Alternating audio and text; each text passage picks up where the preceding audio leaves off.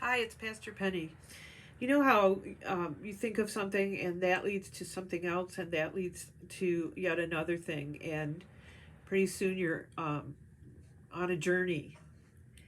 And so on Sunday night, we met with Stephanie Kimball's group, Racial Reconciliation, and it's always an interesting discussion. It's going to be every other week, 7 to 8:30 about, and please join us in 2 weeks.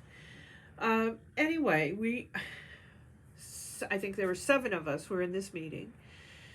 And one of the things that came up, and I think John Cox shared this, is that we're all children of God. We're all made in God's image. All of us, not just white people, not just people of color, not just people who grew up privileged, but all of us. And so we decided we needed to look for things that we share, that we have in common, and for teachable moments.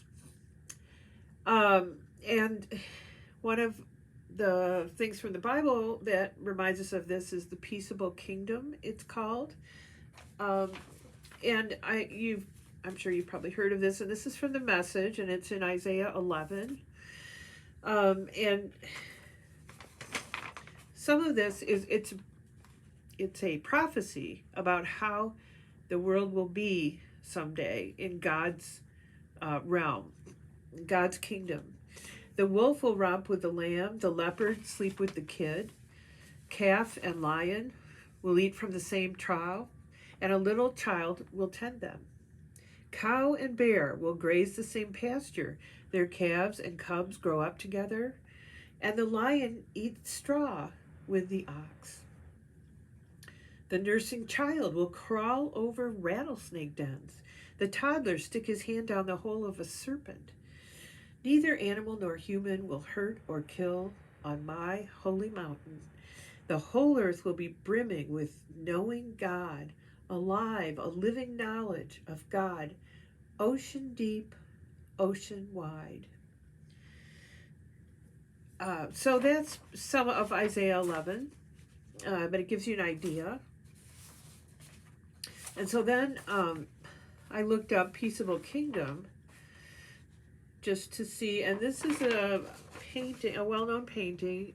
It's in black and white of the Peaceable Kingdom, and so you see the children, you see all kinds of animals together, and then you see over to one side the Native Americans and the settlers, and they are supposed to be making peace as well. And this is by Edward Hicks, who was sort of obsessed with the idea of a peaceable kingdom. And he has a total of, I think, 62 or 3 paintings of the peaceable kingdom. And he was a Quaker.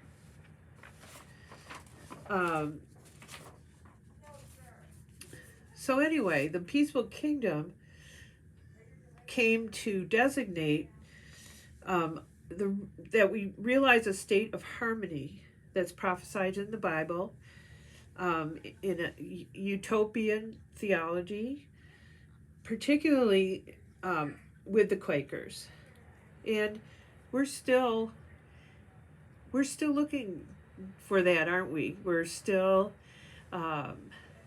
moving toward that with hope and optimism, and we need to work toward peace, not just hope that it will show up.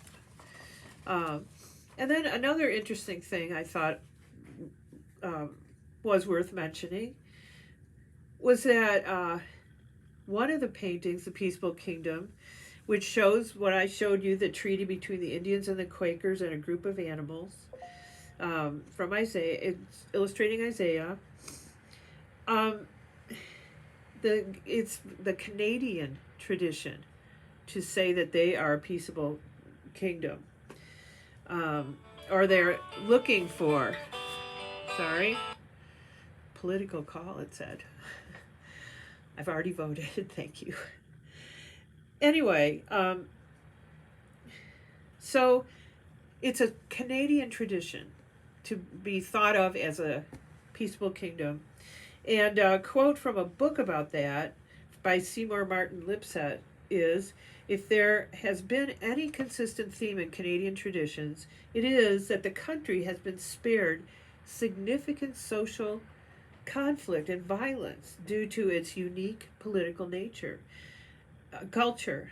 The idea has been promoted that Canada has always been a tranquil and pacific society through a process of compromise and peaceful debate. Contrary to the tumultuous republic to the south, that would be us, Canada is a counter revolutionary society and a peaceable kingdom. And so that is also sort of an optimistic goal for Canada, but there was a time that was a tradition for a while in Canada to be thought of as a peaceful kingdom. So you can see how this train goes from station to station in my head. But it's fascinating to learn all kinds of facets of this, and so why can't we all just get along? Isn't that sort of the bottom line? Blessings.